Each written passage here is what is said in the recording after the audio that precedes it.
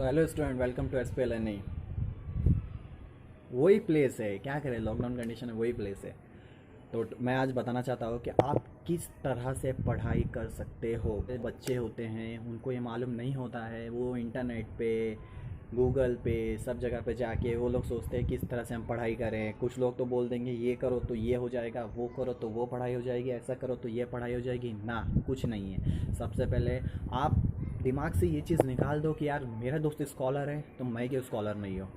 ये दिमाग से छोड़ दो। अगर उसके अच्छे मार्क्स आते हैं, अरे वो तो स्कॉलर है, वो स्कॉलर है, वो कर लेगा, वो स्कॉलर है। अरे वो स्कॉलर है, वो पैदा होते ही स्कॉलर नहीं हुआ है, उसने पढ़ाई की है, उसने सब चीज़ की है, तब जाके वो स्कॉलर बना है। तो तुम क्यों स्कॉलर नहीं बन सकते। तो सबसे पहले थिंकिंग मैं ये बताना चाहता हूँ कि ये माइंड से निकाल दो कि वो स्कॉलर है तो तुम स्कॉलर नहीं हो। आप भी स्कॉलर बन सकते हो। तो उसके लिए ये ज़रूरी नहीं है कि आप कोई वीडियो देखो, कोई इंटरनेट पे सर्च करो, गूगल पे सर्च करो कि how to may scholar, scholar कैसे बने। स्कॉलर बनने की कोई दवा नहीं है भाई। पढ़ते चलो, सब चीज़ अच्छा नॉलेज लेते चलो, अपने आप स्कॉलर बन जाओगे। तो ट्वेल्थ वाले के लिए जिनका अभी सडनली चालू हुआ है सेशन 2020 और 2021 में, बट इस अभी 2020-21 में लॉकडाउन कंडीशन में वो नहीं पढ़ पा रहे हैं, तो उनके लिए घर पे बैठ के पढ़ाई करें, किस वे में पढ़ाई करें। अब ये वीडियो उन लोगों के लिए है, मैं बता रहा हूँ कि वो कुछ भी तरह से, किसी भी तरह से खुद के सबसे पहले एक नोट्स बना लो, क्योंकि वो नोट्स आपके बहुत काम आने वाले हैं। आप किसी भी नोट्स, किसी भी गाइड के ऊपर मत जाओ, सबसे पहले खुद के आप नोट्स बनाओ। अगर आप खुद के नोट्स बना लोगे तो आपको वो नोट्स फ्यूचर में काम आएंगे। फ्यूचर में काम आएंगे क्योंकि खुद की हैंड राइटिंग खुद को ही समझ में आती है। तो वो हैंड राइटिंग, खुद के नोट्स आप सेल्फ सफिशिएंट बनाओ। और सबसे मोस्ट इंपॉर्टेंट बात, कुछ बच्चे ऐसे होते हैं जिनको थेरी समझ में नहीं आती है। थेरी जिनको नहीं समझ आती, तुम लोग के लिए बता रहा हूँ, थेरी जिनको नहीं समझ में आती, तो थेरी थेरी समझ में आती भी है या नहीं भी आती है। तो सबसे पहले जिनको नहीं आती है उनके बारे में बताता हूँ।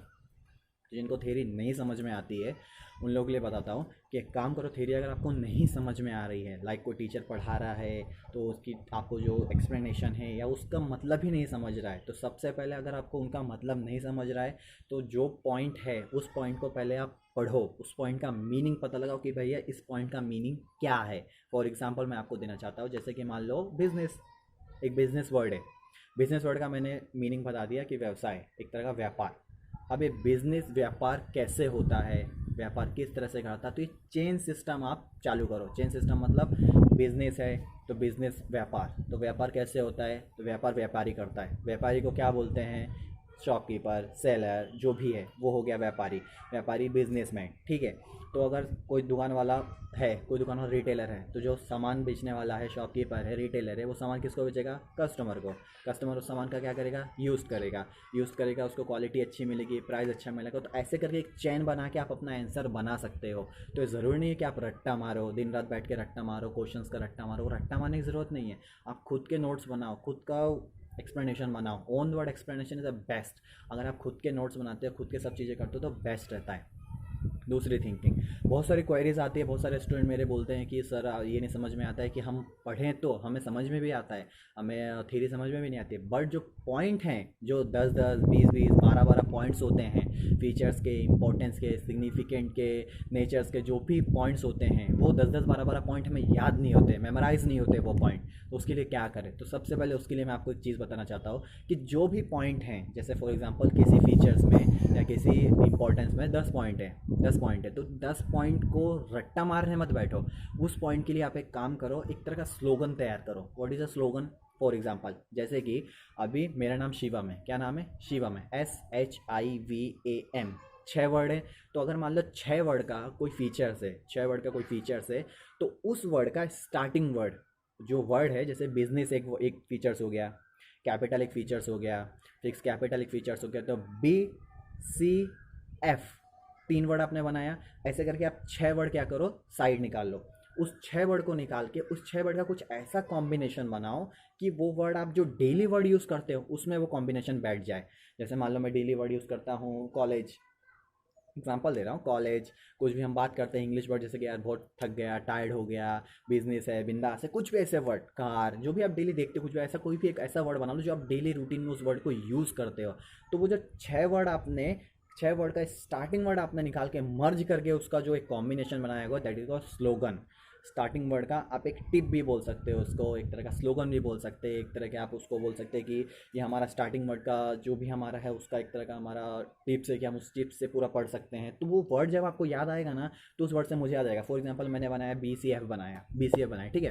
अब मैं BCF जब मैं एग्ज़ाम लिखने बैठा तो मुझे वो पॉइंट नहीं याद आ रहे, बिजनेस, फिक्स कैपिटल, मुझे वो वर्ड याद नहीं आ रहे, मुझे BCF याद आ रहा। मैं BCF से क्या था, बी से क्या था, हाँ बी से बिजनेस था, फिर एफ से क्या था, एफ से कैपिटल, जैसे A for apple, B for ball होता है, उसी तरह से आप स्लोगन बनाओ। अगर आप खुद के स्लोगन बनाओगे तो स्लोगन इज़ अ बेस्ट, आपको एग्जाम में वो मेमोराइज हो जाएगा। आपको 10 फीचर याद नहीं करने पड़ेंगे, आप खाली स्लोगन याद करके जाओगे कि इसका स्लोगन ये है, तो आप वो स्लोगन आप पूरा पेपर में आप कर सकते हो, लिख सकते हो। दूसरी चीज़ अकाउंट। अभी अकाउंट में क्या होता है, जो BK बुक कीपिंग अकाउंटिंग है, अकाउंट्स में क्या होता है, बहुत सारे बच्चे अकाउंट्स बोलते हैं सर अकाउंट सॉल्व करने मन तो लगता है, हम अकाउंट से सॉल्व करते हैं, अकाउंट से सॉल्व करो, मना नहीं कर रहा हूँ, बट बेस्ट टाइम अकाउंट का मैं आपको बताता हूँ रात में सॉल्व करो, क्योंकि अकाउंट्स ही एक ऐसा सब्जेक्ट है जो एक तरह का मन लगता है उसको सॉल्व करने में, उसको टैली करने में। जब वो टैली होने लगता है तो हम एक तरह का मोटिवेट होते रहते हैं, यार अकाउंट टैली हो रहा है अभी, हाँ इसको ये ट्रायल बैलेंस टैली हो गया, ये ट्रेडिंग अकाउंट टैली हो गया, प्रॉफिट लॉस टैली हो गया, बैलेंस शीट टैली, ये टैली अमाउंट आ गया। तो वो आप क्या करो, रात के टाइम पे उस अकाउंट को रखो, एग्ज़ाम के टाइम पे उस जो अकाउंट्स का है उसको रात के टाइम पे सॉल्व किया करो। अगर आप रात के टाइम पे उसको सॉल्व करोगे तो बेस्ट रहेगा। क्यों? क्योंकि उस टाइम पे नींद नहीं आती है। जब हम कुछ चीज़ एक्साइटेड रहते हैं ना, जैसे कोई मूवी होती है, हमने हेडफोन लगा लिया, मूवी देख रहे हैं, अब कोई सीन आने वाली है, इंटरवल आने वाला है, हीरो मर गया, हीरो का बदला कौन लेगा, तो हम आंखें फाड़ के बिल्कुल देखते रहते हैं। तो ऐसी एक अकाउंट होता है, जब हम टैली करते हैं, टैली होते जाता है तो हम बिल्कुल आंखें बिल्कुल खुल जाती हैं, यार अभी ये टैली है, इसका ये क्यों नहीं हो रहा है, वजह क्या है, ऐसा। और थ्योरी आप पढ़ोगे बस उसी करते करते आप लुढ़क जाओगे, पता भी नहीं चलेगा कब नींद लग गई, सुबह हो गई, पेपर का टाइम आ गया, समझ रहे। तो थ्योरी मॉर्निंग के टाइम पे रखो जितनी भी है, और जो अकाउंट्स प्रैक्टिकल सब्जेक्ट हैं उसको क्या करो, इवनिंग है रात के टाइम पे आप उसको पढ़ो तो बेस्ट रहेगा। और रात में जगना ये सब करना, इससे कुछ नहीं होता गाइस, कि आप सामने वाला 12 घंटा पढ़ता है, आपका दोस्त बुक का कीड़ा है, बुक में घुसा रहता है, उसे बुक में घुसे रहने से कुछ नहीं होता है। हार्ड वर्क करने से अच्छा है स्मार्ट वर्क करो। Smart work is a very easy, समझ रहे हो। स्मार्ट वर्क अगर आप करते हो तो स्मार्ट वर्क सबसे अच्छा होता है। आप सोचोगे मैं 10 घंटा बुक लेके बुक लेके बैठा हूँ, वो बुक लेके फ़ायदा क्या। आपका फ्रेंड 1 घंटे में पढ़ के वो एग्ज़ाम दे के आपसे ज़्यादा मार्क्स अचीव कर लेगा, क्या फ़ायदा।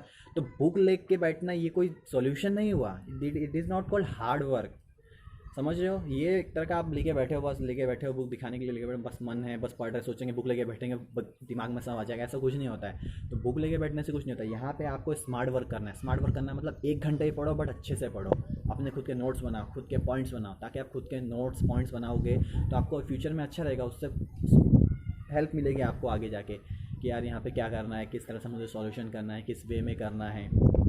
समझ में आ रहा है पॉइंट। तो मैं उन लोगों के लिए बता रहा हूँ कि जिन लोग बोलते हैं कि जो थ्योरी याद नहीं होती है, अकाउंट नहीं समझ में आ रहा, ये नहीं आ रहा, वो नहीं आ रहा, तो प्रॉब्लम छोड़ो। आप वो सोचो कि ये नहीं आ रहा, वो नहीं आ रहा, ऐसा नहीं, वो छोड़ दो। आपकी ये नहीं, मैं नहीं कर सकती, ये नहीं कर सकता, ऐसा कुछ नहीं, आप सब कर सकते हो, बट ट्राई करो एटलीस्ट। अगर आप ट्राई ही नहीं करोगे तो फिर कोई कुछ नहीं कर सकता है। समझ में आ रहा है मेरी बात। अगर आपको अकाउंट टैली ही नहीं करोगे, थ्योरी लिख के नहीं आओगे, तो एग्जामिनर पागल नहीं कि आपको बेफालतू का मार्क्स दे देगा, यार लिखा नहीं चल मार्क्स देता हूँ। एटलीस्ट आप कुछ तो करो, पेपर दो भरो कम से कम। ना भरने से अच्छा पेपर भी भरोगे तो कम से कम एग्जाम में 2 मार्क्स तो देगा कि यार बच्चे ने कुछ तो लिखा है। तो एटलीस्ट कम से कम उतना तो ट्राई करो कि हाँ, ना करने से अच्छा कुछ तो ट्राई करता हूँ मैं। समझ में आ रहा है मेरी बात। तो यहाँ पे मैं यही चीज़ बोलना चाहता हूँ कि कोई भी चीज़ हार्ड नहीं होती है। एवरीथिंग इज पॉसिबल, सब कुछ पॉसिबल कर सकते हो अगर आप चाहो तो। अगर आप करना चाहो तो सब कुछ कर सकते हो, बट अगर आप नहीं चाहोगे तो जो होने वाली चीज़ है वो भी होगी नहीं। तो यही चीज़ मैं बता रहा हूँ कि सबसे पहले आप कोई भी चीज़ करते हो तो उसको आप एक पैशन बना लो, ये यार मुझे करना है, मुझे एक करना है। किसी भी चीज़ का ये नहीं है, सबसे पहले थिंक, ये मैं बताता हूँ कि आप सोचो कि मैं 90 लाऊँ, 80 लाऊँ, ठीक है आप लाओ, मना नहीं कर रहा हूँ मैं उसके लिए, बट वो लाने के लिए उतनी मेहनत भी करो। और जो मार्कशीट के नंबर होते हैं, it is a just a number does not define your character, your personality, your talent, your skill. वो नंबर आपके सब नहीं डिफाइन कर सकते। समझ में आ रहा है मेरी बात। तो it is just a number, वो एक तरह का नंबर है, जैसे कि हमारी एज होती रहती है, तो एज जस्ट अ नंबर, समझ रहे हैं। It is a just a number, आपके वो कैरेक्टर, पर्सनालिटी, स्किल, टैलेंट वो डिफाइन नहीं करते। तो वैसे ही marksheet is a just a number, एक तरह के नंबर होते हैं, एक तरह का कागज़ ही होता है वो कागज़ आपके स्किल टैलेंट डिफाइन नहीं कर सकता। तो अपनी स्किल टैलेंट डिफाइन करो, यानी कि मैं रट्टा मार के सब लिख दूंगा, तो रट्टा मारो मत भैया, रट्टा मारने से कुछ नहीं होने वाला है। थोड़ा नॉलेज लो, सब चीज़ का नॉलेज लो, स्किल लो, टैलेंट करो उस चीज़ में, यार मुझे कैसे भी करना है, सच करके प्रूफ करना है। समझ में आ रहा है। ये 10th वालों के लिए बोल रहा हूँ जिनका बोर्ड रहता है, बोर्ड में बहुत पहले फर्स्ट टाइम बहुत डरे हुए रहते हैं, किस तरह से मैं क्या करूँ, किस तरह से कैसे पेपर लिखो फर्स्ट टाइम में। अरे कोई टेंशन नहीं, पेपर है, जस्ट अ पेपर। पेपर में जाना, लिख के आना, 3 घंटे में आपका पेपर हो जाएगा बस। जो आप पूरे साल पढ़ाई करते हो वही तो लिखना है, कोई अलग से थोड़ी ना आपको फॉरेन का नॉलेज पूछ रहे हैं कि बता भाई पीएचडी कैसे की, वो नहीं पूछ रहे आपको। जस्ट अ पेपर, एक पेपर है, उस पेपर में आप अच्छे से सॉल्यूशन करके लिखो, बस हो गया, दैट सिंपल। कोई टेंशन लेने की जरूरत नहीं है। वो बर्डन लेते हैं, नाइट क्लास लगाएंगे, नाइट जाएंगे, कुछ नहीं होता है। घर पे बैठो, अच्छे से पढ़ो, बस और कुछ नहीं। डेली पढ़ो। हाँ अगर ये है पढ़ लेंगे पढ़ लेंगे पढ़ लेंगे पढ़ लेंगे पढ़ लेंगे पढ़ लेंगे, फिर जब लास्ट टाइम आया, कल एग्ज़ाम है, रात में बैठे लेके पढ़ने बैठे, कुछ नहीं होने वाला है। समझ रहे हो?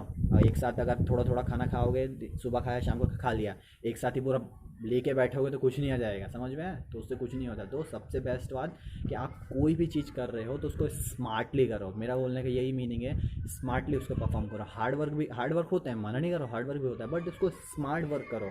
मैं आपको बोलूँ कि यहाँ से आपको 1 किलोमीटर जाना है, वहाँ जाना है, वहाँ जाके ये करना है, तो स्मार्ट वर्क वाला शॉर्टकट मार के पहुँच जाएगा। मेरे को तो उस चीज़ से मतलब है ना कि वो चीज़ मेरे को ला के क्या दे रहा है, मैंने उसको बोला ये ला के दे। अब वो 1 किलोमीटर चल के जा रहा है, 1 किलोमीटर शॉर्टकट जा रहा है, मुझे उससे मतलब गुड से मतलब है, मुझे जो जल्दी ला के देगा मैं उसको करूँगा। तो उसी तरह भी smart work is a very important life practical. आपके प्रैक्टिकल लाइफ में स्मार्ट वर्क बहुत ज़रूरी होता है।